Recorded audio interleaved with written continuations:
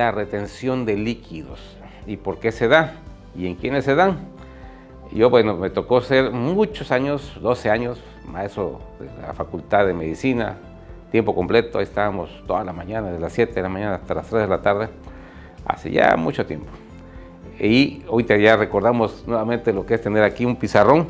Y bueno, tenemos acá lo que es un vaso sanguíneo nuevamente. Vamos a poner un vaso sanguíneo, que esa es la base de la salud. Una persona que tenga bien su circulación va a tener bien su salud. Alguien que la tenga defectuosa no la va a tener muy bien. Ok, tenemos un vaso sanguíneo que está sano y tenemos aquí células que están pegaditas aquí al vaso sanguíneo. Ok. Y tenemos aquí arribita otro vaso sanguíneo. Ok. Y aquí están las células, y aquí hay más células que están normales, ¿ok? Todo esto son células normales y vaso sanguíneo de una persona que no tiene elevada su azúcar y también no tiene elevado su presión arterial.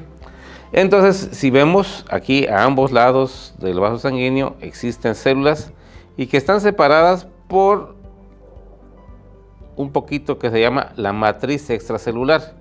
O sea, entre célula y célula hay un espacio que se llama espacio extracelular o espacio intersticial o matriz extracelular, como lo quieran llamar. Pero entonces sale aquí el oxígeno, salen líquidos también hacia la célula y esos líquidos y oxígeno y nutrientes tienen que llegar a la célula. Entonces ahí viene todo pues muy bien, aquí está saliendo también. De este vaso sanguíneo salen hasta todas estas, ok.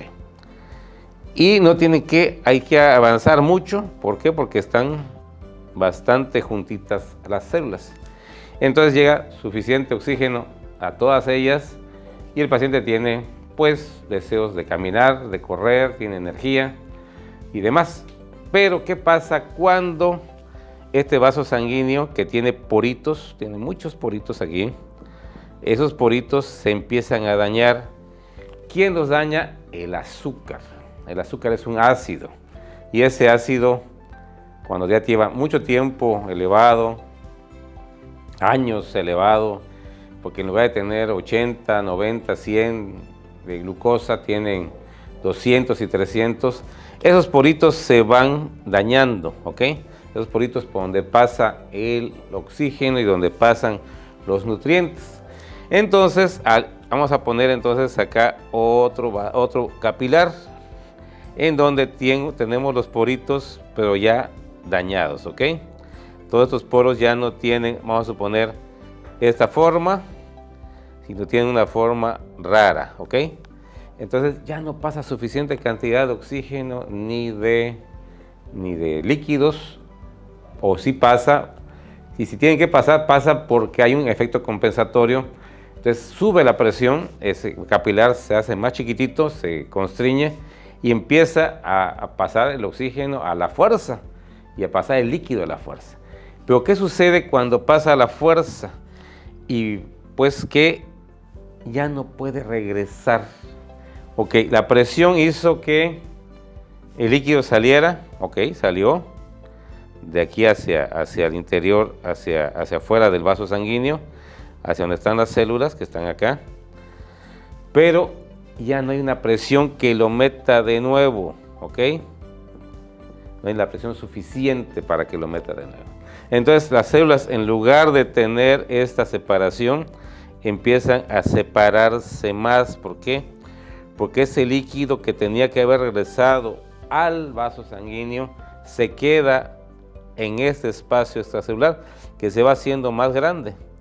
Ya las células ya no tienen esta separación, sino si nos damos cuenta, ya van a tener una separación mucho mayor. Y todo esto es líquido que no pudo pasar de la parte extracelular, este es el interior de la célula, esta es la parte extracelular, al interior del vaso sanguíneo. Entonces va haciendo que vayas reteniendo y se van hinchando los pies. Aquí tenemos una imagen donde nos muestra un pie con edema. Un pie casi siempre es de diabéticos, hipertensos, y está mucha retención, sobre todo en la parte inferior, por gravedad obviamente, en la parte inferior de tobillos, pero hay gente que ya tiene ese edema no solamente en tobillos, sino en toda la pantorrilla, a veces hasta en los muslos ya tiene retención de líquidos. Hay veces que tiene la retención de líquidos en todo el cuerpo. Entonces se va, y obviamente ya el oxígeno ya no llega con tanta facilidad, porque hay pacientes que ya en lugar de tener esta separación, ya tienen una separación mayor entre célula y célula. Entonces el oxígeno que ya tiene que caminar más y ya no llega lo suficiente.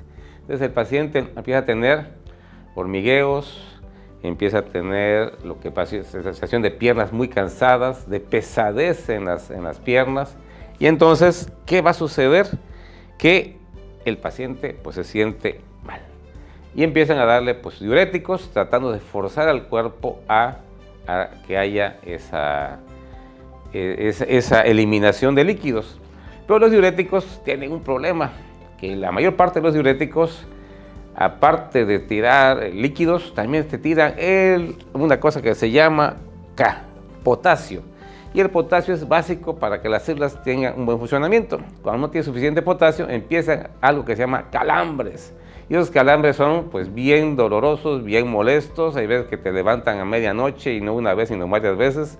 Entonces necesitamos algo que no te tire el potasio y que sí haya que lograr que se pueda hacer esa extravasación, o sea, lo que salió extravasó, que vuelva a entrar al vaso sanguíneo y que las células vuelvan a tener, en lugar de estar todas separadas, vuelvan a estar como aquí arriba, todas juntitas, para que llegue mejor el oxígeno, los nutrientes y se puedan también eliminar todos los desechos. ¿Cómo vamos a lograr que esto suceda sin mandar antihipertensivos o diuréticos? Pues con medicina homeopática tenemos varios medicamentos, arsénico en album, apis melífica, solidago, hay varios, berberis, entonces ayudan mucho a esa retención.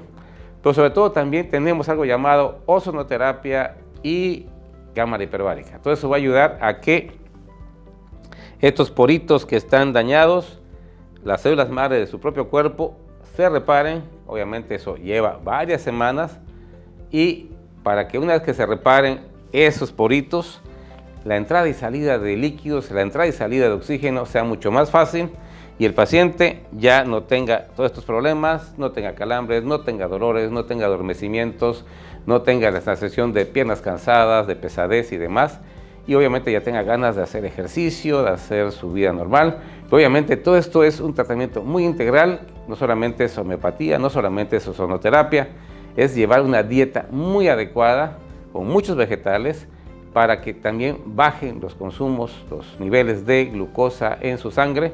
Obviamente quitamos harinas de trigo, galletitas, panecitos, azúcar, todo esto en una dieta que damos acá.